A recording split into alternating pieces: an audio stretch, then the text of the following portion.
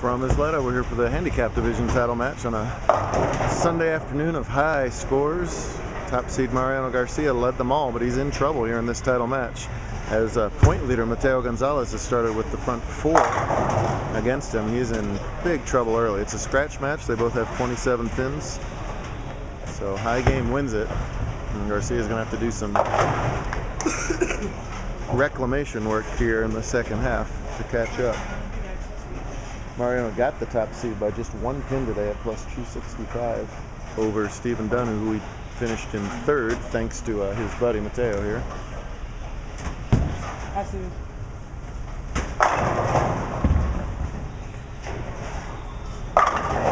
Pretty shot there.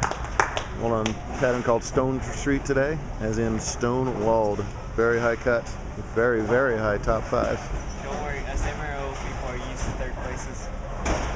Blaine getting his sob story of third place. So woe is them. Oh, woe is them.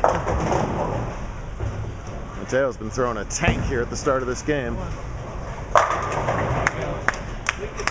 Another pretty ball there. Give him the front five. Well, Chris Ortega shot 300 on this pair yesterday, en route to a runner-up finish.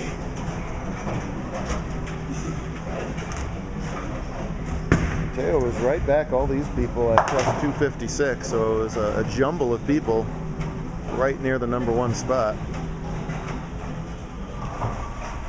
Gonzalez looking to just run over Garcia in the title match here.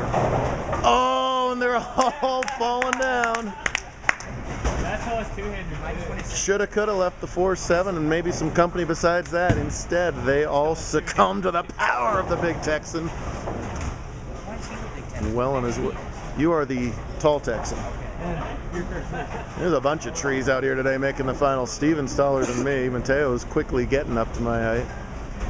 Some tall trees out here today. Mariano has to string some X's now.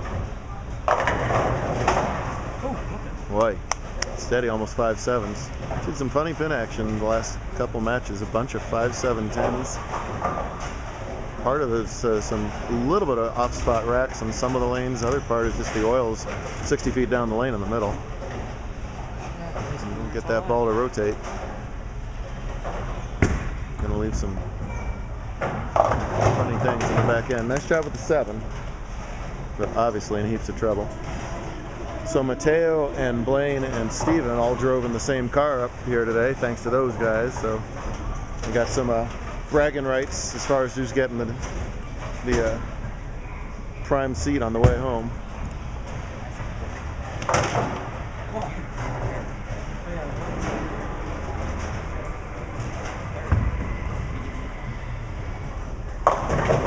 Well, just not going his way here in the title match. Boy, he bowled so great today to get this far.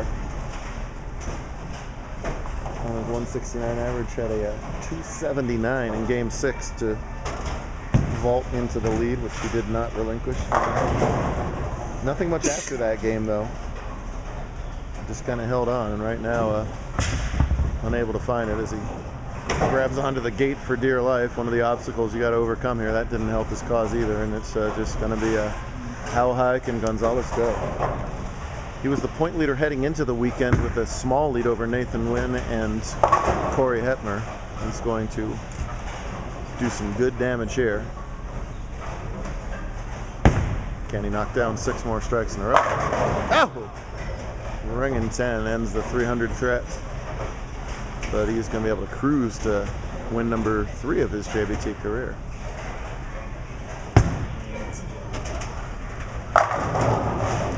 Simultaneously, we have the Adele Warner Memorial Women's Title match over here, as Brie Vargas finished up in third in the main tournament.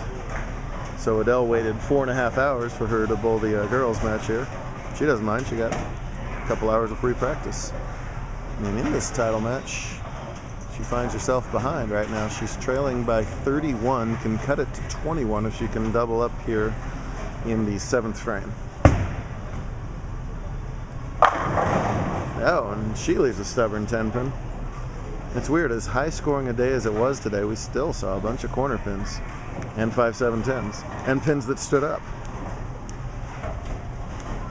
And corner pins carried a little better, we might have had just everybody shooting 300s left and right.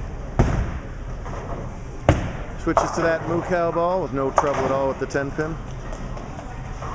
Adele just stringing together massive amounts of Women's Series wins and title matches.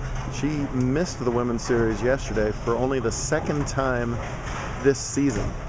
Every time but twice this season that she's started a JBT event, she's appeared in the girls' title match. That's outstanding. Brie, of course, has been in the girls' TPC title match the last couple of years,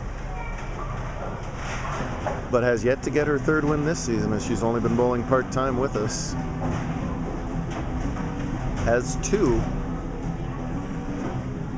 and running out of time to get that third, so she would like to finish off this match right here for sure.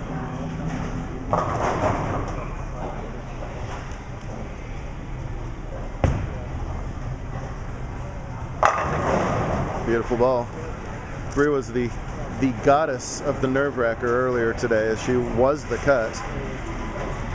So not only was she the nerve wracker, but she was never going to get the options of what to do in the nerve wracker. And I think she was in 5 and survived 4, 3 or 4 survived 3, something like that. Did really, really well to get that far in the main draw. Adele has to throw some X's together now. And there's the first of hopefully many. Still has room here. She can strike out for a 205. Brie going at exactly a 215 pace right now. So she needs to strike out and have Brie slip up somewhere along the line. I think, why not have a tie? Because why not?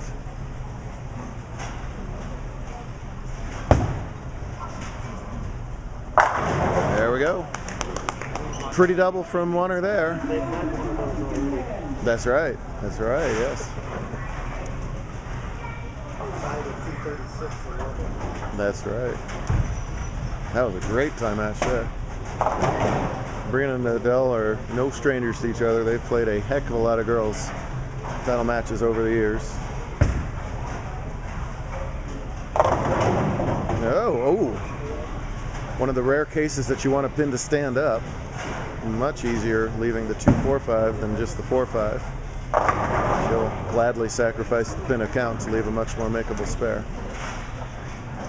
Adele is off to Vanderbilt University in the fall.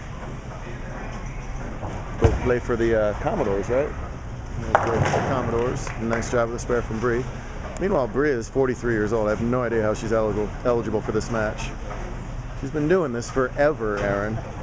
She's 43. How old is Brie? 43? 38? Something like that. Long, long time. Any mark wins the match. That's a little left to target, but it's gonna hit all that oil, and she gets them to mix up. My goodness. It's funny to say that you miss left and the ball goes right, but it's just such a puddle of oil in the middle that it just skidded the whole way. And was fortunate to carry that light hit out there and lock it up. Ooh, look, Brett Michaels, May 14th.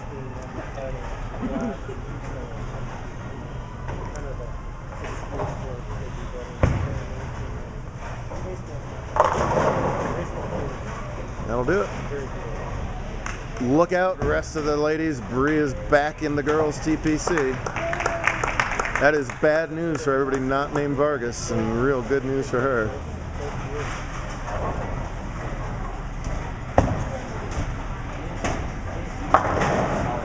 Excellent day for her.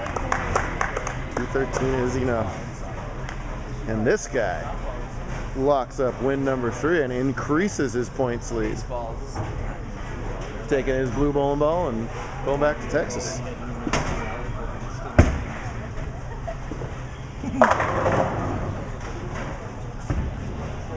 Endless 10th.